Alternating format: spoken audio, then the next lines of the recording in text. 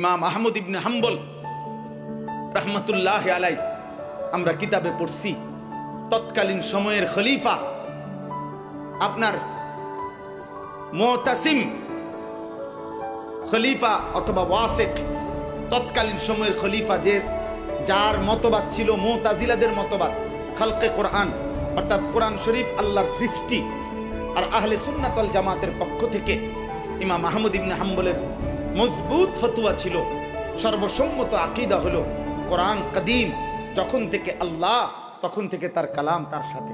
সুবহানাল্লাহ এটা সৃষ্টি না মানে আল্লাহ আসমান বানাইছেন জমিন বানাইছেন কোরআন আল্লাহ বানাইছেন এটা না এটা আল্লাহর কালাম আল্লাহ যখন থেকে আল্লাহর অস্তিত্বের সাথে সাথে তার কালামও এটা কদিম একটু কঠিন মাসালা আপনাদের শুধু এই কথাটা বুঝি যে কোরআনুল কারীম মাখলুক না কোরআন কি না বরং কাদিম আল্লাহর জাতের সাথে সম্পৃক্ত এটা আল্লাহর সত্তার সাথে সম্পৃক্ত তো উনি এই কথাটা কেন বলে এই জন্য তৎকালীন খলিফা মুতাজিলা অনুসারী খলিফা প্রকাশ্যে রাজ দরবারে শাস্তি ঘোষণা দিছিল 100 চামড়ার চাবুক দিয়ে ইমাম আহমদ ইবনে হাম্বলকে বলছে তাকে বেত্রাঘাত করো সবার সামনে সে যেন তার এই মত থেকে ফিরে আসে তো কিতাবে লিখছে 40 থেকে 50টা বেত্রাঘাত চাবুক দিয়া যখন উনারে করছে তখন উনার শরীর থেকে যখন রক্ত ছিটে ছিটে পড়তেছে তো উনার চোখ দিয়ে তখন পানি ঝরছিল তখন এই খলিফার খালকে কোরআন যারা মখলুক বলে এক বাদশার একজন তাবেদার দালাল বাদশার অনুসারী তার পক্ষ থেকে একজন লোক ওইখানে ওনার সামনে গিয়া ইমাম আহমদ ইবনে হাম্বল ওনার কানে কানে বলছে যে মৌলভী সাহেব তুমি একটা কাজ করো তুমি কোনো না কোনো একটা কৌশল করে কথাটা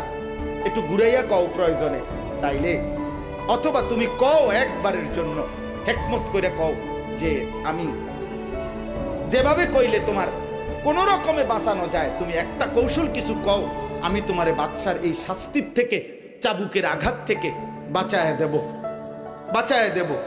ইমাম আহমদ ইবনে হাম্বল বলছিল আহমদ ইবনে আবি দাউদ ওই বেটার নাম ছিল একই নাম আহমদ ইবনে আবি দাউদ বলছিল আহমদ ইবনে আবি দাউদ খোদার কসম আমি এই বেতের আঘাতের কারণে আমি কাঁদতেছি না আমি আমার আল্লাহর জন্য কাঁদতেছি যে মালিক আমার জিন্দেগির সার্থকতা আমি আপনার কথা বলার কারণে এই আঘাত সইতেছি আমি আল্লাহর জন্য করতে পারছি